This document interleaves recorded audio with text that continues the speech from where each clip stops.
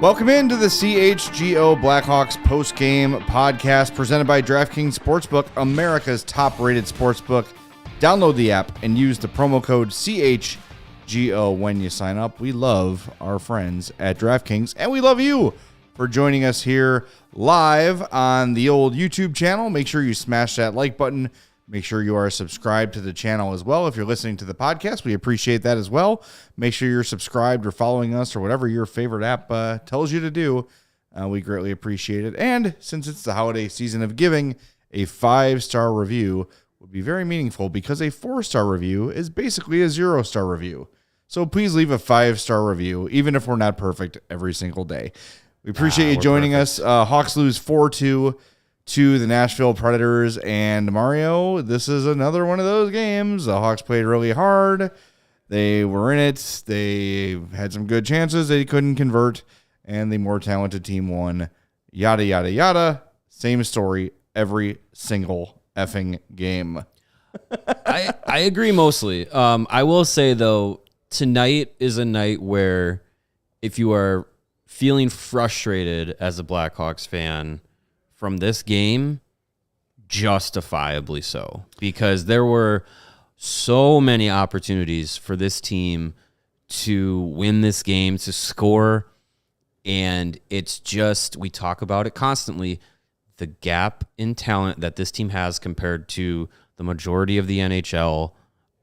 It was on full display tonight. Patrick Kane, as people in the UC have pointed out, busting the stick over the bench on the way to the locker room after the game. Yeah. And I don't blame him at all. This guy could, if someone handed him a goal on a silver platter, it would be fumbled by Max Domi right now. Like, he is just absolutely doing everything he can to create offensive chances for himself and for his teammates. And just the talent gap and bad luck on his end. This is so un-Patrick Kane-like of a season, just individually, and then the guys around him are doing him no favors. So justifiable frustration from Kane tonight and from the rest of the Blackhawks. Like, there were so many chances that they had that I kept thinking, like, man, if this was 5, 6, 7 years ago, Blackhawks teams, they'd be burying the Predators right now, 6-1, 6-2. Yep. 7 goals they could have put up if this was the team 7 years ago, with the chances that they were getting tonight. So it's just, man, it's just really, I've for so long this season, I haven't felt upset after a loss, and I'm not upset. I'm just real friggin' frustrated. This is a team that, like, they don't score a lot of goals.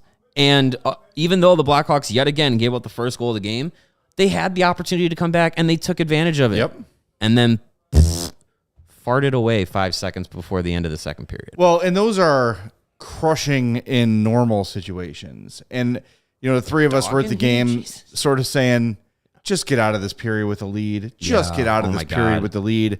And then at the last second, Taylor Radish loses his man, and it's 3-2, or it's 2-2. Matt Duchene scores with 5 seconds left to go.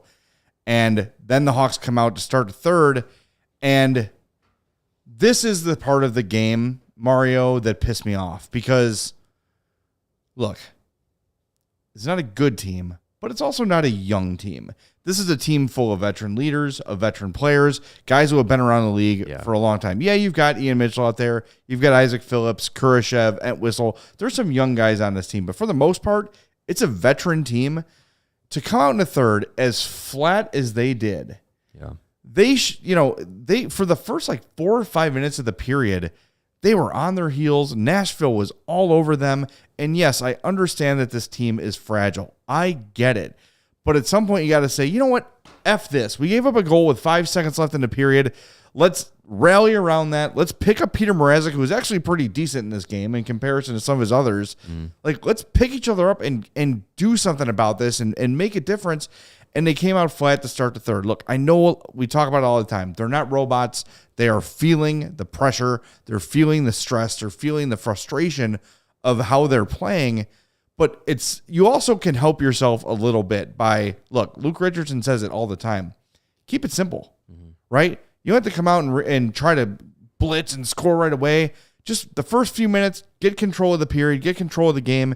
Instead, Nashville took complete control the second the third period began, and you give up a goal with 5 seconds left in the second. You give up the game-winning goal 127 into the third. That's tough. One, I look, it's one thing to lose a game because you're overmatched. They came out flat as hell to start the third, and frankly, it's the difference in the game. Yeah, absolutely. I mean, think about if they hold on for those final 5 seconds and they go into the third period with a 2-1 lead, probably the first time since they last won a game against the Rangers earlier this month that they would have gone into a period or would have started a period with a lead. It's just like so frustrating. And you talk about, momentum in games. It's just that goal had to just suck the wind out of all the Blackhawks sails, and the Predators go into the third period with, relief that, hey, we're not down 2-1 to the last place team. It's tied going into the third period, and they come out of the third period, come out of the locker room with a lot of jump. Blackhawks weren't prepared for it. And Connor Murphy talked about, the starts to games, the starts to periods, and that has been a storyline for this team throughout the season. And it's just another instance of where it's just they can't get right off to the jump. Yeah, we're going to hear from Connor Murphy in a second, but first we want to call to your attention our web poll. The question is, which team situation would you rather have right now, the Blackhawks or the Predators? And this question, it seems pretty easy that people seem to understand it based on the poll results, but would you rather be the Nashville Predators, who perpetually try to get a wild card spot or the last spot in the Central, sneak into the playoffs, maybe a goalie gets hot and they win a round, but really no path to a Stanley Cup? No. Right? And this is, frankly, save for a year or two where they were legit Cup contenders. They got to the final. Yeah. This is kind of how they've been for the last decade or so, decade and a half even. Yeah. But really not a threat to win a Stanley Cup. They've got a lot of money locked up, and Roman Jossi's a stud, no doubt.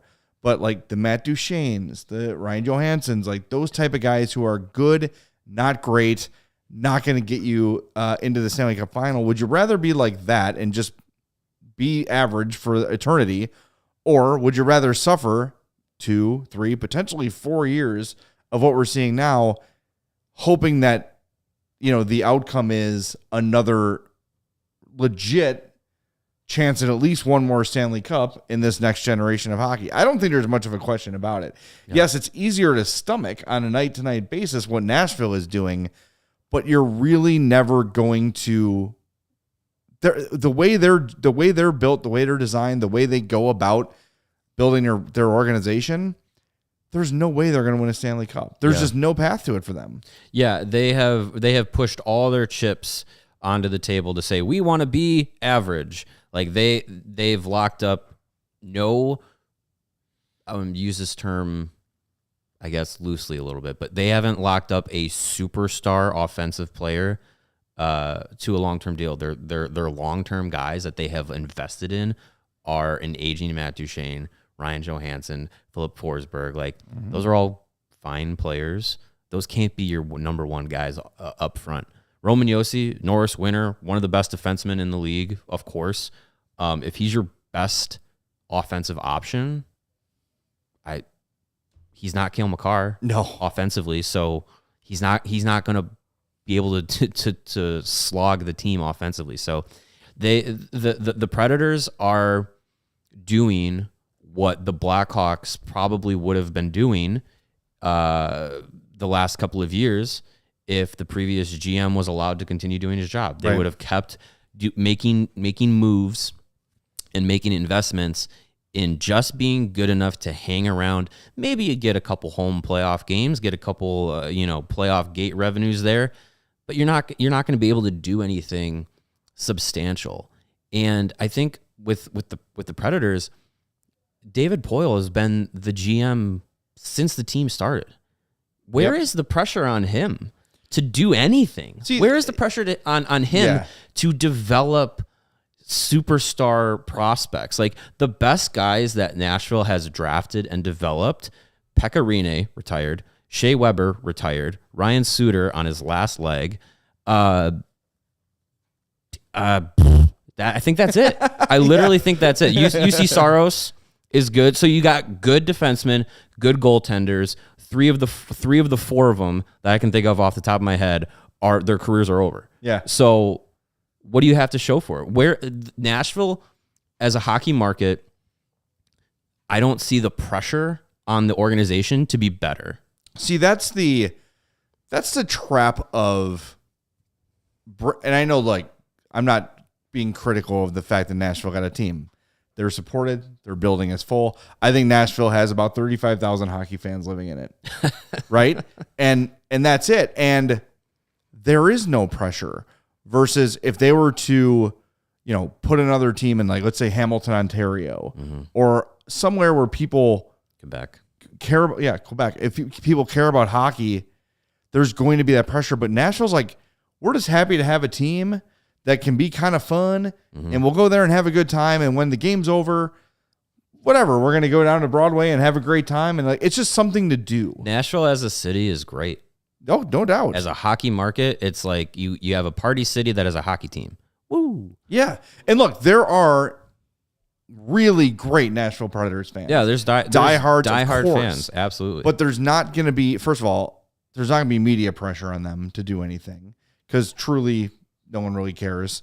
Like I said, there's probably 35,000 legit hockey fans in Nashville, 18 of which go to every game, 18,000 of which go to every game, right? Like it's just a different kind of expectation. So a team like them or Arizona, and you look around other sports too, where like these smaller market teams can just kind of hang out and be competitive and yay, kind of fun with really no hope of anything better. So Nashville, in fairness, can't really do what the Hawks are doing right now because they would just lose everything they've built. They'd be like, well, the Predators suck. Well, that was fun. It's over now. Right? And it would be really hard for them to regain what they had grown throughout their history here. But I think Nashville fans who would look at this critically and people who cover the team like we do in Nashville are probably saying, hey, like, what's the end game here? Yeah. Where's the pressure? And, they're putting up banners that say like future Stanley Cup champions and like all this weird stuff. Like it's regular season division champ. I think they actually have one that says like regular season division. Yeah. Like champion or something like that. Or like, Well, so we got a comment here from Michael Brown, a new name in the chat, says the Hawks may be in a better spot in terms of rebuilding, but this type of losing is unacceptable. But you can't, to rebuild, you have to lose. Otherwise, It's not a rebuild. Right. They've tried what they did last year, trading for build something new Fleury, on top of something that's already built. Trading for Seth Jones, signing Jake McCabe, all the other things they did ahead of last season for one last run at the Cup, and they sucked. So now they kind of have to do this. Right. And, I don't really know what the other option is. And the hard part about a rebuild is the losing. Sam says, you guys can't claim the Hawks are better off until they have 6 to 8 legitimate NHL prospects. And as of now, we honestly cannot say that. Well, Reichel, Korchinski, Nazar, Allen, Del Mastro. That's 5 off the top of my head. That's 5. Soderblom has already proven he's an NHL goalie. Yeah. Drew Comesso is an NHL level talent. Probably projection. Yeah. Sam Renzel is I'm not ready to say that just yet. Long-term projection, but Josiah Slavin is an NHL player. Probably could be. Isaac Phillips, who we saw Isaac tonight. Phillips. Alec Regula. Alex Vlasic. We're not saying these guys are superstars, but these are guys that can reach the NHL. But and to Sam's point, no, we're not saying that the Blackhawks are in a better position in the rebuild right now than the Predators are. I'm just saying the direction we're saying the direction the team is going. Predators are not trying. They're not going to be getting anybody who's going to make a franchise difference in the draft. They don't go out and get They don't go out and get the marquee free agent. They don't make the big splash. And they really can't. They really can't. Truthfully. And they don't go out and get the big splash trade that's going to make a big difference. And they thought they did that when they swapped Seth Jones for Ryan Johansson, and it was even. You didn't get any better by getting rid of a young Seth Jones for Ryan Johansson at that time, because he hasn't been a stud, and Seth Jones has been above average to really good NHL player. So I just think where the Blackhawks are going right now with this rebuild, with this direction of completely changing things out, trying to bring in some of the prospects that we named just now, plus get a chance at Connor Bedard or Adam Fantilli. That's the thing. Those two guys are looked at as the game changers. Nashville's not going to get anybody like that in their draft position, which will likely be in the mid-teens, early 20s, wherever they ended up. That'll likely be where they end up. And that's where they've been for a long time. And that's where the Blackhawks were for a number of years. And that's why they're looking at some of the guys that the previous regime brought in as those mid-level prospects, those mid-level first-round guys. How many panned out? How many stuck around long enough to pan out? Right. Like, I would much rather be here knowing that there's a bigger and brighter future on the horizon than be sitting right in the middle and just, being like, well, maybe, but maybe not. Yeah, I mean, look, you can say what you want, and somebody in the chat said I was reaching by naming those prospects. Well, that's our buddy Sam. They're NHL. You asked about guys that can play in the NHL. I named 10. The two of us got 10 off the top of our head that have already or definitely will play in the NHL at some point. Sure. Are they elite? Are they the next Seabrook and Keith or Taves and Kane? Probably not. But you've got a decent pool, and then you've got at least 2 first-round picks this year with Tampa's pick and the Hawks pick. You're probably going to get at least 1 first-round pick back at the deadline somehow. You've got all these pieces to move. Likely. Someone's going to give a first-round pick, for you would think, or you get multiple seconds and trade up for one or whatever. Yeah. But, they just started the rebuild. Right. Like Greg always says, this summer wasn't ground zero. This summer was the hole. This summer was getting to square one. Yes, and now square one is this coming summer. Yeah. A couple of people asking about Jalen Lipin. Jalen Lipin was injured to start the season. He just started skating again. First game, 1 goal, 1 assist. Yep. So he's back. Off to a decent start. So yeah, he's another one. I think he'll get a decent shot next season. He'll start the year in Rockford next year. Yeah. which is good for him. I mean, he was a 7th round pick. It's basically a roll of the dice with that, and he was the last guy that the previous GM ever drafted, and it might be a very late round steal. And hey, that would be great. I would love for Jalen Lipin to turn into a productive player, because you don't often see 7th round picks ever make it to the NHL. So we'll see with him. But I think he's at a young stage in his career, got a little bit of something that could be, I don't think for a 7th round pick to get an entry level contract at the point that he's at right now, there's something there. Yeah. And I don't think it would be fair to add him to our list right now. No, as NHL for sure prospects, but he's got an outside chance, and he's on the right path. That's for sure. Mm-hmm. A couple of people asking why the Hawks wore the home whites today. Nashville was wearing their reverse retros, which look like ass, just like their normal jerseys. So congratulations on that. But I love the home whites. I wish they wear the whites at home all the time. It's what I grew up with, so that's part of it. But I think if you go to it's not called Hawk Quarters anymore. The Blackhawks store. Hawk Quarters is such a better name. And look at the home jersey. The colors pop so brilliantly, and the green that we use on the show, which we both love. Yeah, we all love the it. use of green. It really, really pops, and the logo looks sharper on the white jersey. Absolutely love. I love the white home jerseys, and I wish they'd have them. But Nashville, I know you're trying to do the yellow thing, but no, man. This ain't it, as the kids say. Yeah, I like the idea of wearing the homes at white, or the white at home, because I like seeing the other team's variety of jerseys and see the variety of colors. Because the way it's set up now, you go to home games, you always see the red, which look great, but you also on the other side, just always see a variation of white and whatever color. Like I would much rather have the Blackhawks have the white jerseys at home. They look great. And then, you come in and Dallas comes into town and you see the green, or, LA comes into town and maybe you see the yellow and purple or the black and silver. Detroit comes in and it's the red against the white. Like, I think it just aesthetically is better because you get to see a little bit of variety with all the teams, different teams coming into town. Definitely. All right. Greg is standing by from the United Center. Real quick, someone in the chat is saying Stan Bowman is still involved. Oops. Damn it. Oh, that's our first one in a long time. I would like to think they tricked you into that. He is no longer with USA Hockey either. So Stan Bowman is not working anywhere. I have to say who I'm talking about. $2. Jar's right behind you, by the way. $2. Fine. I got to make change. Anyway, well, there goes my meat stick money.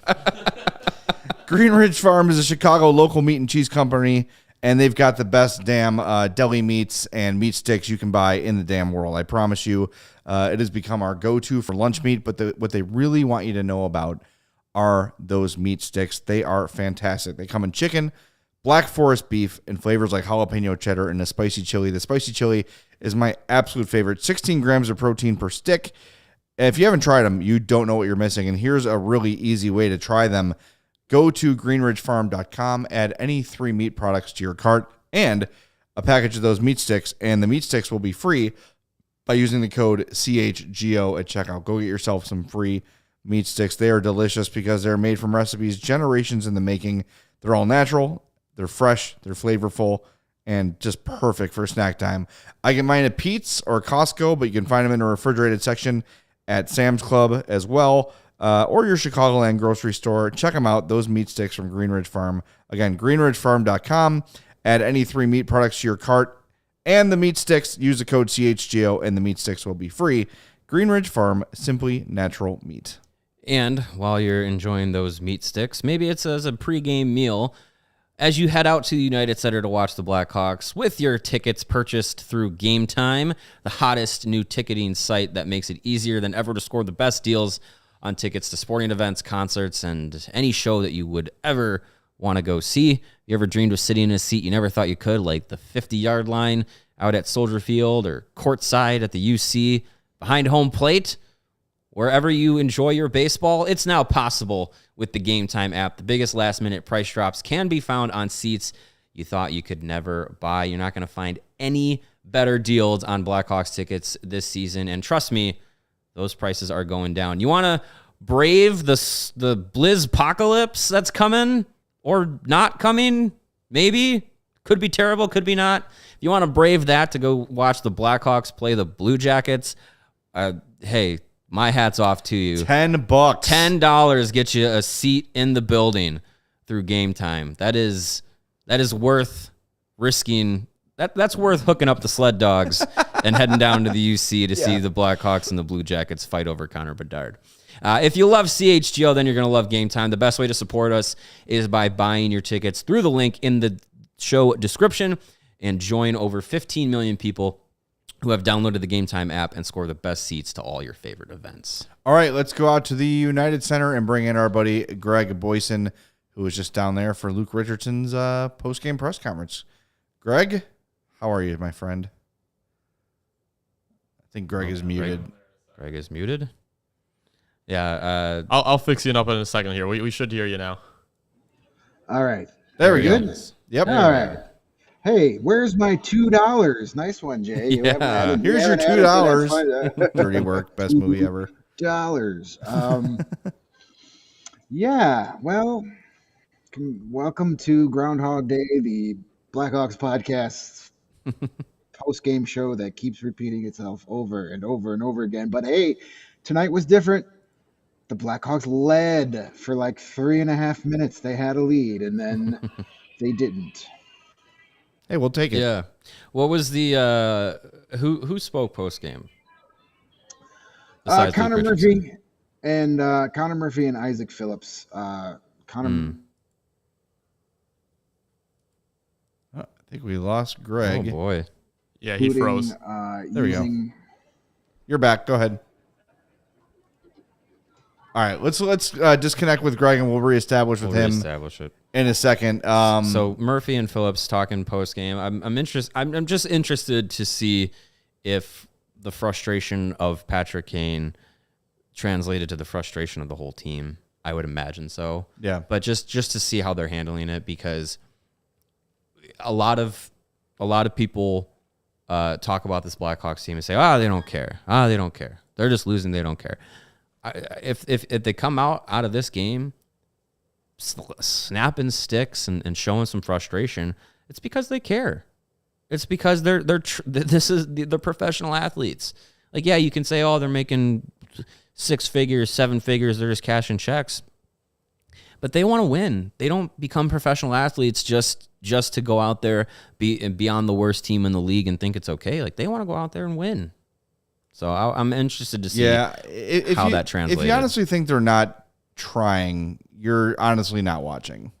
The effort is definitely there. You saw Connor Murphy just absolutely sacrificing life and limb up to the last moment. He was all over the place throughout this entire game. He was just great. So it looks like we're having some problems with Greg's visual, but if the audio is there, let's bring him in audio wise and see what he has to say, because there is some definite post game news we want to get to with Jake McCabe and him leaving the game and not coming back. Do we have an update on Jake, Greg? Yeah, he had a few stitches, and they were running some eye tests, like shooting some dye. I guess he must have got hit with the stick close to the eye region, because Luke said something along the lines that they had to do some tests with some dye to make sure there was no eye damage. But fortunately, everything came back okay, and he said he should be good to go for Friday. So nothing, a very close call. Could have been a lot worse, especially when you're dealing with the eyes, but for a guy that was on the ice a few weeks after spine surgery, a few stitches to the face is no big deal. Tear my eye and I'll play with one, my friend. Yeah, right. Jeez. Did they have an exact count on how many stitches, or did they lose count like Tenorti? We did not get the count, just a few. So apparently it wasn't. They were more worried about the eyeball than the cut. So that's Jake's eye is in good shape. So that's good. That's encouraging, because that high stick was really close to the eye, and you can understand why he wasn't back for the game. Yeah, it's as tough a dude as there is in the league. And see him not come back was concerning, but good to hear he's okay. And the eye stuff, man, ever since Brian Berard, that just freaks me out to this day. So I'm glad he's doing better. That did give Isaac Phillips and Ian Mitchell probably more time than either was expected to play. We haven't really gotten into Isaac Phillips yet in this one. I really kind of isolated on him throughout the game, and I thought he was solid. Physical, moved the puck pretty well, won a bunch of board battles. He was on the ice for 2 goals. I think it was a -2. But Taylor Radish lost his man on that tying goal at the end of the second. Phillips was on the ice guarding his guy. And the puck got past him over to Radish, and Radish couldn't get to Duchesne, and that's the goal there. So what did Luke have to say about the young defenseman?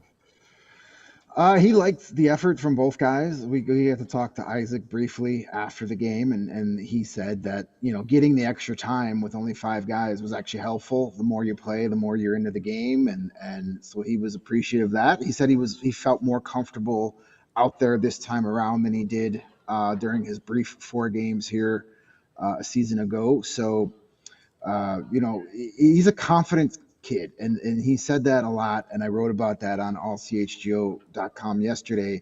He has no problem telling you how confident he is and in his abilities, and he knows what he's supposed to do. He's supposed to be responsible defensively. He's supposed to be physical but not reckless, and he's supposed to get the puck up the ice quickly, and that's what we saw from him today.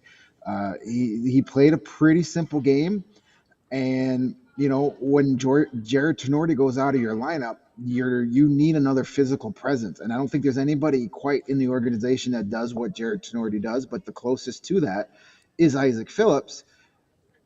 And quite frankly, he earned the right to get the call-up because he's been the best defenseman in Rockford so far this season. So he pretty much did everything that he's been doing all season long down in the AHL. Did it tonight, was effective. I know he finished a -2, but as you mentioned, the that goal at the end of the second period, Taylor Radish kind of missed an assignment, and Luke Richardson actually named him in post game, and also said Philip Kurashev was a little slow making a decision on that play as well, because the defenseman had the middle of the ice covered, and neither Taylor Radish kind of looked over his left shoulder before turning over his right shoulder, and by then it's too late. A second is all a player like Matt Duchene needs. So if you love Luke Richardson's breakdown of hockey and X's and O's, go watch the entire post game. He did a lot of talking about why certain plays didn't work and why certain plays did work. The man loves talking X's and O's, and he had some really interesting stuff tonight. Well, we want to give you credit for our poll question today. We did run the question on YouTube. Which team situation would you rather have right now, the Blackhawks or the Predators? As of now, 83% in favor of the Blackhawks. Mario and I talked about it a little bit, but wanted to have you chime in since you basically created the topic while we were talking to the game today. Yeah, well, it spurred off of a conversation I had with Mark Lazarus this morning at Morning Skate, where it was, it's what we get paid for, dropping names. I know, Jay, you mentioned it a little bit in your Blackhawks Beat article as well, but when you look at the Nashville Predators, they are NHL mediocrity textbook. They are your 7th, 8th place seed, a wild card team every season. First round exit, you're going to have to play the number 1 seed every year. Maybe you get a goalie, get hot, and you get past the first round, and then what? They're not Stanley Cup contenders. Anybody who says that is fooling themselves. And here they are in that situation, and all their main guys are locked up for like 6, 7, 5 years. So it's going to be the same core of guys. It's going to be the same team for the next 5, 6, 7 years. And it's the same team they've always been, a team that struggles to score goals and generate offense. They've yet to develop and draft a homegrown offensive star since the history of the organization. They've done a really good job of getting goaltenders and defensemen, but they cannot develop their own homegrown offensive talent. So they're going to be first round exits or just miss the playoffs for the next couple of years.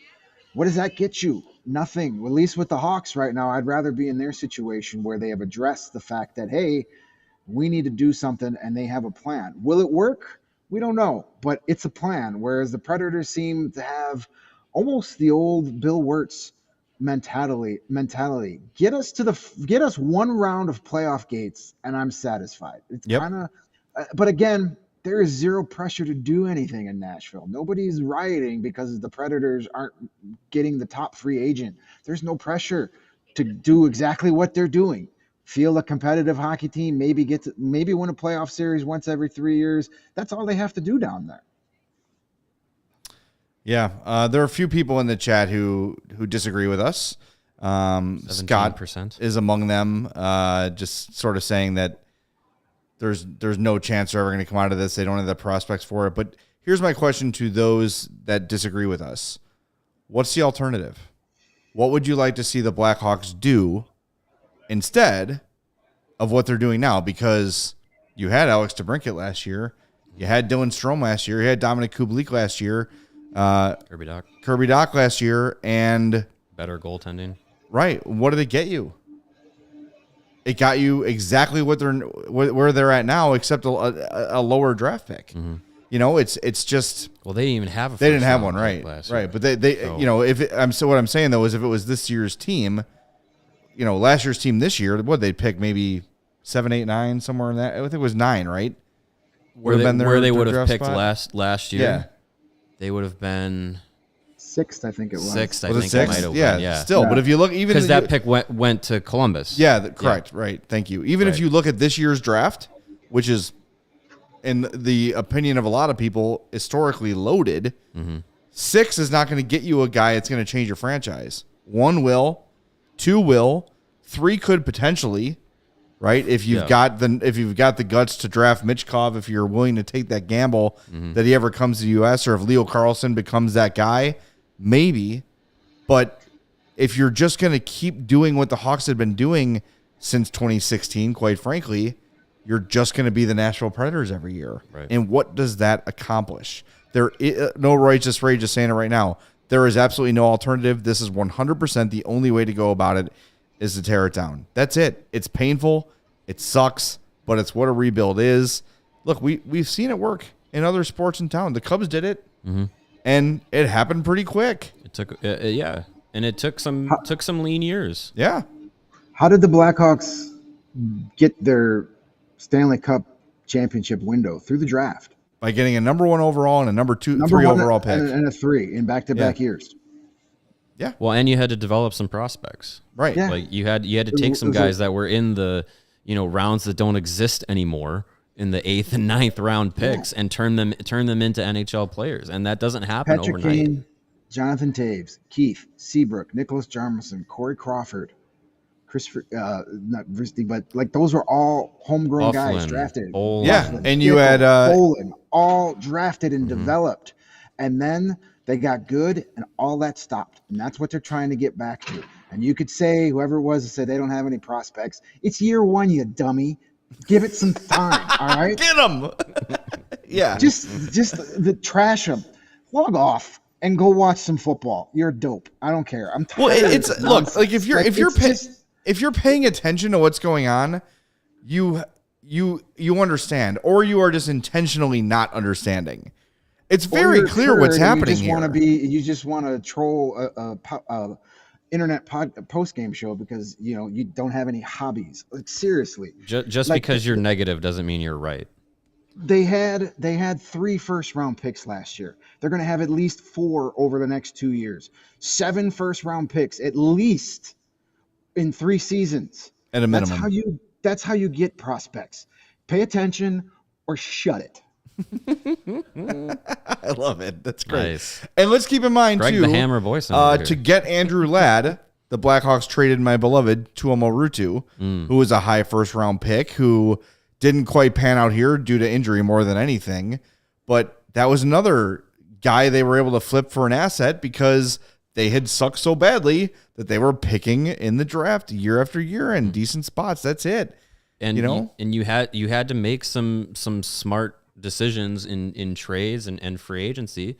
You got Patrick Sharp basically as a toss away trade, and turns out to be one of the best goal scorers of the modern era Blackhawks. Yep. You had to go out and make a move to when you had those pieces there ready to go get Marian Hossa, to sack up and get the big free agent. Like those things have to happen.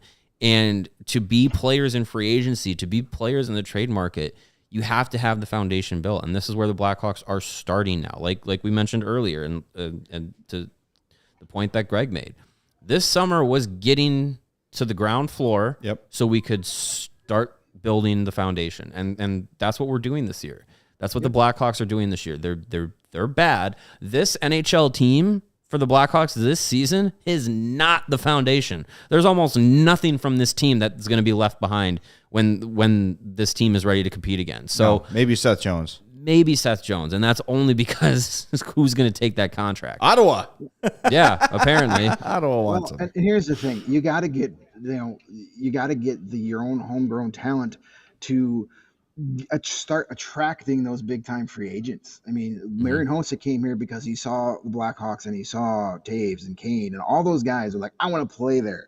So you get a Kevin Korchinski, and hopefully a Frank Nazar turns into what exactly we're hoping for. And then, Lord willing, here comes Connor Bedard, or at the very least, Adam Fantilli. And those guys turn out to be exactly what you expect them to be. And all of a sudden, that loaded free agent class in 2024 starts looking at the Blackhawks going, this might be the time to jump on board here. This team's going places in a couple of years. And it all comes together. So you're not going to do it in one draft. You're not going to do it in 2 drafts. You're probably not going to do it in 3 drafts. You got to give it time. This is year 1. We're not even through year 1 of a rebuild. So just keep the bad opinions to yourself because you're wasting your time saying I'm here. Like, you got to give it time. If 4 years from now we're still got the worst record in the NHL, then okay, we'll all be saying the same thing, that this was a failure. But until we get to a point where we see some progress or we know things aren't working, just let things play out before you become a fake expert and tell us that it's all wrong. I'm gonna tell Blackhawks fans, and this is nothing new. Watch the World Junior Championships this upcoming week, and get back to me January 7th. Is that the day after the final? I think January 7th or 6th. Better than that, even listen to tomorrow's show live at 2:30. We're going to talk to Chris Peters, who is, to me, the authority on hockey prospects and World Junior Championships. We're going to preview it. Come in the chat, ask him what he thinks of the Blackhawks prospects. Because look, can you scroll up a little bit there, Steven? Just like there we go. Paul asks a valid question, or makes a valid statement rather. You also have to have the right people making those picks. How many high picks have the Coyotes had over the years? That's true. We've had one draft with Kyle Davidson. One. And let's all be honest, I'm going to point the thumb here. When Kevin Korchinski was the guy picked, I was like, another freaking defenseman? What the hell? We all had that. And now we've seen we've gotten a sniff of what Kevin Korchinski has, and these prospect analysts have gotten a good look at him. The dude is a stud. He is a stud. Honestly, if he who shall not be named, who I named twice today, by mistake, was the GM of this team still, there's a 60% chance that Kevin Korchinski is on the blue line now. That's how good he was in training camp and in prospects camp. Instead, because this regime can look more than a month ahead of time, they're taking their time with these guys. They're going to let them develop. And why not? Because the more you do 2 or 3 years, starting last year, this year again, maybe 1 or 2 more of being one of the bottom teams in the league, you're going to compile these high draft picks. And boom, that's it. That's how you do it, and that's how you do it quickly. And look, if the Hawks do land Connor Bedard, you can cut a year off that rebuild. Yep. So, yeah, I'm still waiting, and I know I don't want to be doing a show against a straw man because, again, 13% of the people would rather be the Predators, and probably there's 5 or 6 trolls in here right now just trying to stir shit up. So I don't want to waste too much of our breath on those people. But if you truly believe that the Hawks are going about this the wrong way, what is your alternative? Give me another plan. Give me another plan. Well, I agree with your point about he who should not be named and Korchinski, that he would rush him here. But if he who shall not be named was still in charge, we wouldn't have Kevin Korchinski because we wouldn't have had any first-round picks last year because he traded the first-round pick to get Seth Jones, and he would not have had the stones to go out and require 3 more. Also, so he wouldn't even be a Blackhawk. Yeah, would never have traded DeBrincat, would never have traded Doc. But your point on the lack of development, that doesn't change. You're 100% correct. Right. Yeah, you have to be able to recognize how to develop these young kids. Because the point being made, how many high draft picks have the Coyotes had? Yeah, but okay, they didn't turn any of them around. They didn't, Clayton Keller is a fine player. He's a good player. What other Coyotes prospects are there out? They had Dylan Strome did nothing with him. Like, what other Coyotes prospect has come through that you can think is super notable? And whoever made that comment is 100% right, that you still have to have the right guy making the picks and the right staff. You need a staff. You don't need a guy. The problem with the last regime, it was one guy making those decisions where it definitely appears through 1 year at least, this is a group effort. Kyle Davidson is listening to his scouting staff a lot more than the last guy did. But you're right. You still have to have the right guy making the calls, and we won't know if he's the right guy for another 3 or 4 years. So you just got to let him go out and do his thing, and then we'll see where we are in 2024. I want to make sure we focus on your point, Greg, that he who shall not be named was sort of operating by himself. I have a couple contacts in the scouting department that were with both the current regime and the past, and I would frequently hear complaints. This is not who we wanted. This is not the free agent we thought we should pursue. This is not the guy we thought we should draft. And it's one guy at the top trying to prove that he's the smartest person in the room. And look no further than Kirby Dach instead of Bowen Byram. Right? Everyone said Bowen Byram's the pick. And he didn't do it. Like, that's just one example of many that you can make for he who shall not be named. So I want to make sure that that's clear. When you look at what Kyle Davidson has done since being hired here, he brings in Jeff Greenberg from the Cubs to literally develop a physical program to help them in their analytics.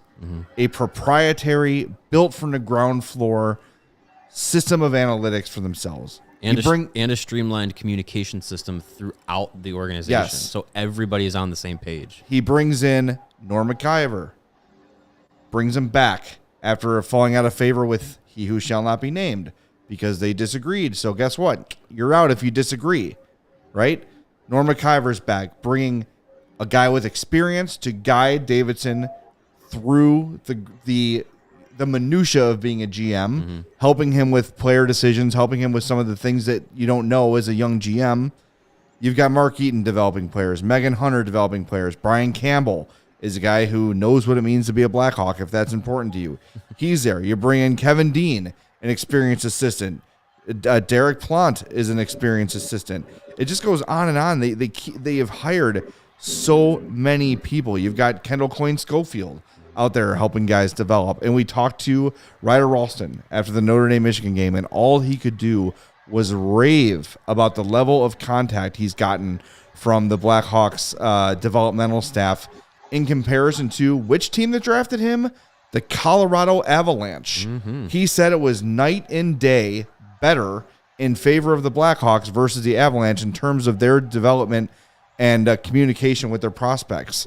So I know it is hard to watch these games, and we're frustrated too when they're playing hard and getting no results, and we have to come in here and do post games all the time, which we love doing, but it is hard to kind of do the same show night after night because the story is the same until it's not.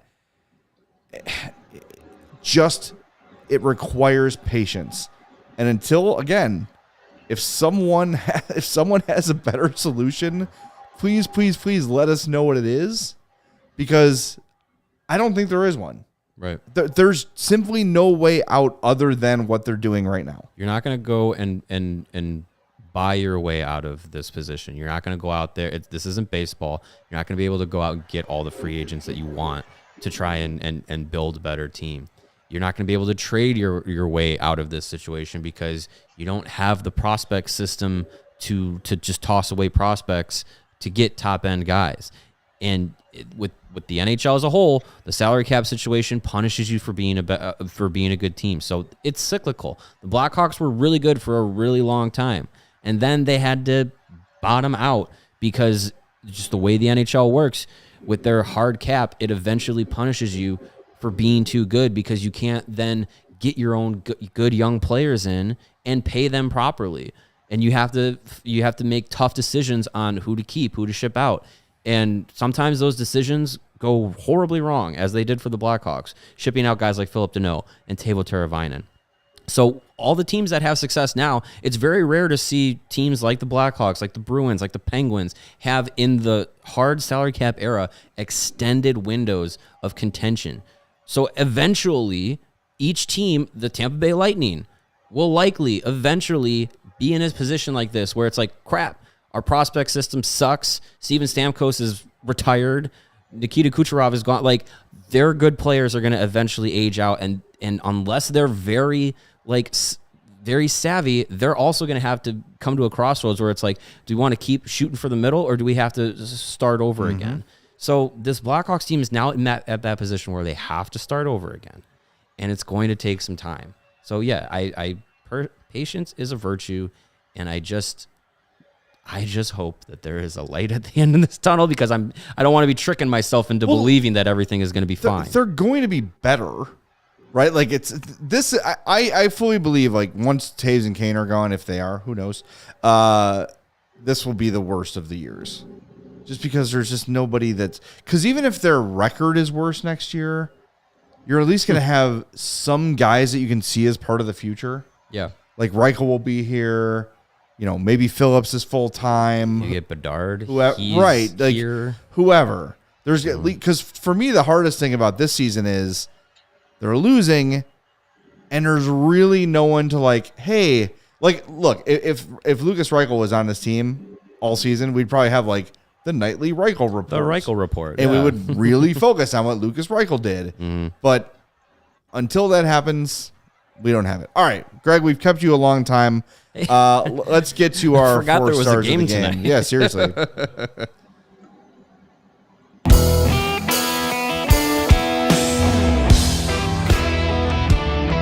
All right, the 3 stars of the game. Number 3 for Nashville, Juuso Parssinen. He had 2 assists, and he was juicy, and a +1. Juicy Parssinen. He was the number 3 star of the game. Number 2 star, UC Saros in goal, 35 saves. He was fine. And the number 1 star, Roman Josi, a goal, an assist, a shot, a hit, and 2 block shots. I will start off as I always do. A Yuso, a UC, and a Josi. My 4 star of the game, and I'm doing this because I hope he's listening, because nothing else has really gone his way in the last little while, and especially tonight. Patrick Kane gets my 4 star of the game. +1, 20-26 of ice time, 8 shots on goal, 4 more shot attempts. He was all over the place. He was getting his chances.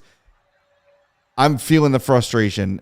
I mean, and at least like that might make it easier because he's frustrated with himself instead of his teammates. Although, you know, you did have Max Domi whiff on several attempts. To be upset with teammates tonight. Yeah.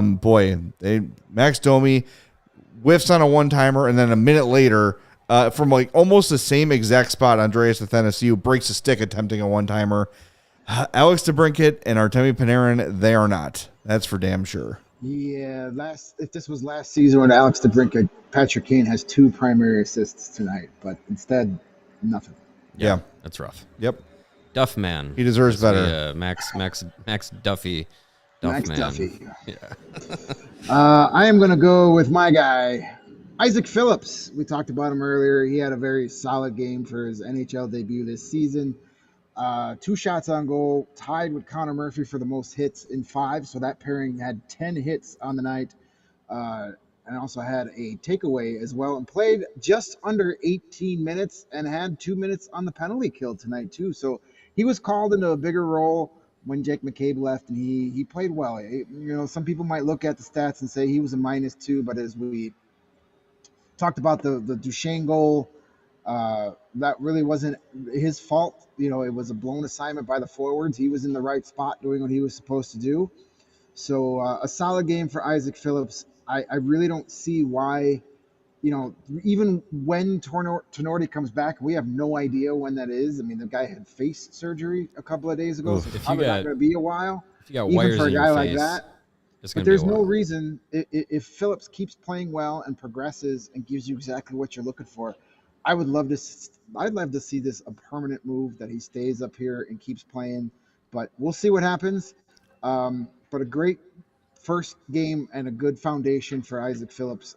He's an easy guy to cheer for, so I'm hoping for some more success from him. Yep. And I'd love to see him get an opportunity to maybe, you know, unload a little bit of the offensive skill that he's got. Yeah. He's putting up points in Rockford. Would love to see that. My 4th star of the night is, now I made this pick before the our friends, the Blue Line charts came out. But my pick tonight is Mackenzie Entwistle. Put the Blackhawks ahead in the second period, 2-1, his second goal of the season. He had just that 1 shot. He also had 1 hit. Made the most of his 8.5 minutes of ice time. But according to Game Score tonight, would you guys like to guess who was the best Blackhawk according to Game Score? Based on your context, I'm going to say Mackenzie Entwistle. It was Mackenzie Entwistle. Woo! So the blue lines are in his favor. Blue lines and red lamps, baby. Yeah, that's that gets you my 4th star, and you know, making his family proud wherever they might be. It's a shame they weren't around to see it. Sky Point. All right, Greg, do you want to stick around for the tank stuff? No, I'm going to go finish Hawks hits so I can get published. All right, sounds good. All right. That's Greg Boysen from the United Center. Drive safe. Check out his Hawks hits as soon as the podcast ends. We're greatly appreciate that. I know Greg works his ass off. We all do when we do those things. So check it out, allchgo.com. All right, we've still got to give our king of the game. We've got to do our tank standings update and the tank sim. Mm-hmm. We have 40 likes right now. If we get 50, we'll do an extra spin. Oh. If we do 55, we'll do 2 extra spins. Oh, yeah. So I need 15 more likes for 2 extra spins. We get to 50, we'll do an extra spin. If we're stuck under 50, we're only going to spin it once. So smash that like button.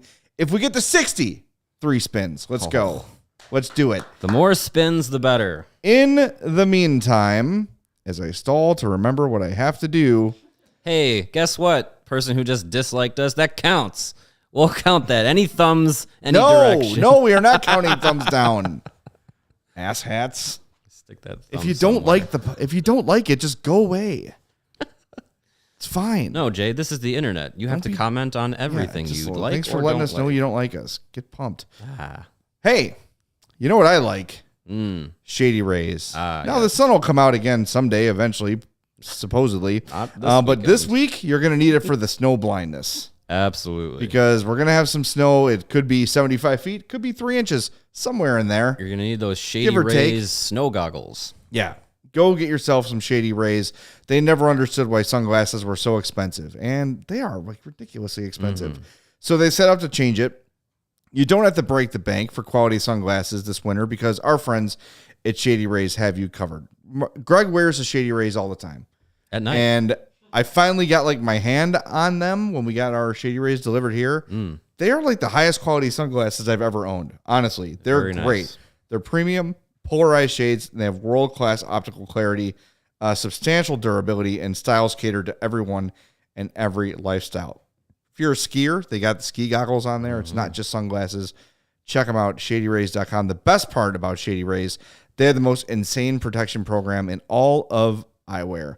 Lost and broken replacements. If you lose or break your shades on day 1, they told us they'll send you a brand new pair, no questions asked. Drop them off a lake, lose them in the snow. You look down your snowblower, it gets all chopped up in the blades. They will replace them. Even with that strong of a protection program, they still manage to make quality that I can tell you is as good as any expensive pair that I've ever worn. Shady Rays customers seem to agree with over 200,000 5-star reviews. They were also, in this season of giving and all the time, provide 10 meals to fight hunger in America with every order placed and have donated over 20 million meals to date. So exclusively for our listeners, Shady Rays is running their deepest deal yet. Use the code CHGO for 50% off 2 or more pairs at shadyrays.com. That's buy one, get one free. You can get 2 pairs for as low as $54. And 1 pair is worth probably double that. So redeem that at shadyrays.com, where you can find all their newest and best shades. And when the sun does come out and melt all the snow and it's nice and warm again, you're going to want to get out and enjoy the weather. What better way to do it than with a brand new set of cornhole bags and boards from Chi-Town Custom Cornhole, the #1 cornhole provider for the Chicagoland and Illinois areas since 2007. Their signature box designs can be digitally printed, covered in vinyl, and painted to your liking. The cornhole boards come with built-in drink holders. Love that. And they are right there in the back of the boards. They also have the LED lights around the hole, so when the sun goes down, you can put your Shady Rays away, but you can keep on cornholing all through the night. And they have the handles on the exterior that make it easier for carrying because these are some handcrafted, high-quality cornhole boards. No cheap, flimsy wood here. No. Just sturdy, nice, sturdy lumber that these are made out of. It's a veteran-owned and operated business, which is fantastic to see. They can ship anywhere, and they offer local pickups. They specialize in corporate designs for your company's next marketing or social event. They make great wedding gifts, great holiday gifts, gifts for all occasions. You got a birthday right near Christmas, get them a cornhole board. It'll be a double gift that you can get away with, especially for the tailgaters and the barbecuers in your life. Or if you love doing that yourself, you can get yourself a holiday gift. Go check them out at ChiTownCornhole.com and make sure you follow them on Instagram to see all of their work and designs. at Chi-Town Custom Cornhole Boards. All right. We have 54 likes. We got to name a king of the game. I know. So we got some time to get the likes. We need 6 more likes for 3 extra spins. Let's go. We can do this. Do it. 6 more likes. All right. It is time now, though, for the DraftKings King of the Game. Oh, yes. And the king of the game in this one, no doubt, Connor Murphy. A goal, a shot on goal. I'm gonna take my L on this one. I thought we had Entwistle there. You got Murphy's stats, except for the time on ice, but with Mackenzie and Entwistle there. It was Connor Murphy. It was Connor Murphy. 1 goal, 1 assist, 17:30 of ice time. Yep. 4 shot attempts, 5 hits, and 6 block shots. All over the ice was Connor Murphy. I'm sure bits and pieces of Connor Murphy were also left on the ice tonight. He was, he's another guy like McCabe that is just out there doing playing the hard minutes defensively for the Blackhawks. And with McCabe going out, every defenseman was asked to elevate their game. Murphy was one of them. And hey, he got the goal. He got an assist on the second goal. Not many Blackhawks recently have had multi-goal games. So king of the game, Connor Murphy. He was great. Excellent game for Connor Murphy. All right, we've got 58 likes. Got some time for 2 more while we do our tank standings. Let's do it. Tank standings.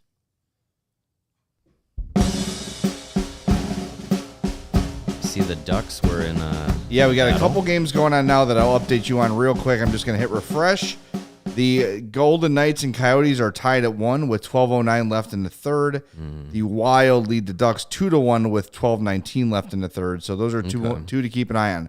But as it stands right now, your Chicago Blackhawks still lead the tank standings with 18 points in 31 games. They are 7-20-4. Anaheim right on their tails with 21 points in 33 games, 9-21-3. To put some space. Columbus with 22 points, Arizona with 25, and San Jose with 26. So there are your tank standings. The Hawks still on top of the tank standings, which means when we spin the tankathon wheel, the Hawks will have the greatest odds to land a number 1 overall pick. We have 59 likes right now. One more. And we get 3 extra spins. Let's go. Who's not hitting the like button? One more. Show like, yourselves. You can do it. All right, let's give the first spin here. Yeah.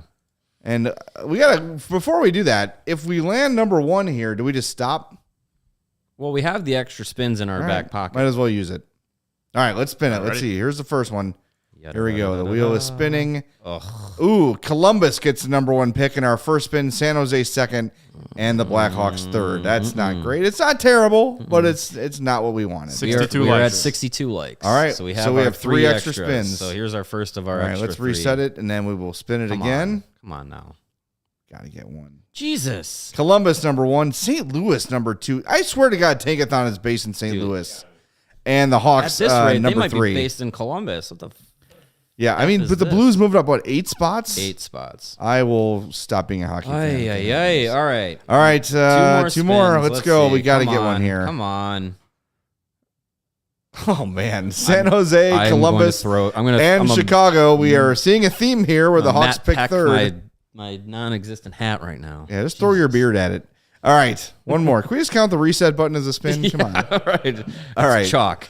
Let's give it one more spin here before we wrap up. There we go. The Hawks with the number 1 pick. Nashville moves up 10 spots. Now that's the way the Predators get out of hockey hell is by getting Adam Fantilli in this draft. Anaheim third, Columbus fourth. So on our final spin, the Hawks got the number 1 pick. That's why it worked. Hey-o. All right, we appreciate everybody being with us. Tomorrow, 2:30, we're going to talk to Chris Peters. That's going to be a lot of fun because there's a lot to talk about. World Junior Championships about to start. Tons of Hawks prospects are playing in that. We'll get an update on Bedard, Fantilli, all those guys. You're not going to want to miss tomorrow's episode. Look, you suffer through the rebuild. You suffer through these games. Join us tomorrow at 2:30 to hear about the light at the end of the tunnel. Yes. On the other side with Chris Peters. He's an absolutely fantastic guest. And to me, there's no one more plugged in and informed than Chris Peters. So that's tomorrow at 2:30. Friday, we are going to do the post-game show. We're going to do the Friday night postgame show remotely. Greg might go to the game if weather conditions will allow, but Mario and I are going to do the show from home, and Greg might call in from the UC because, look, we both live at least an hour from the city, and if it's 500 degrees below zero with winds that are going to blow our cars off the highway, we'll just do it from the comfort of our own home. So either way, we're going to be there after the game, but look, everybody be safe this weekend. Don't throw out your back shoveling. Don't hurt yourself snowblowing. Keep your hand out of there. It's going to just take it right off. You're going to turn into Jared Tenorti. Oof. If you mess with your snowblower too much, you get a facial fracture. So just be careful, be safe, and look, man, just snuggle up, get with your family, start the fireplace, put on the Yule log, and just stay warm. I love when this stuff happens. I love weather chaos. Bring it on. I'm fine with it as long as the power stays on at my house. Good point. If we don't have power, we will not have a show, and we'll just rant from Twitter Spaces or something. But we'll figure it out. I'm looking at you, ComEd. Yeah, our fine sponsors. If they keep my power on, they would never fail us. We'll just put in a call. Hey, ComEd, can you just get our houses going? Thanks. Yes, we're friends. Yes. All right. Thanks everybody for joining us. We appreciate it. We'll talk to you tomorrow at 2:30 on the CHGO Blackhawks podcast.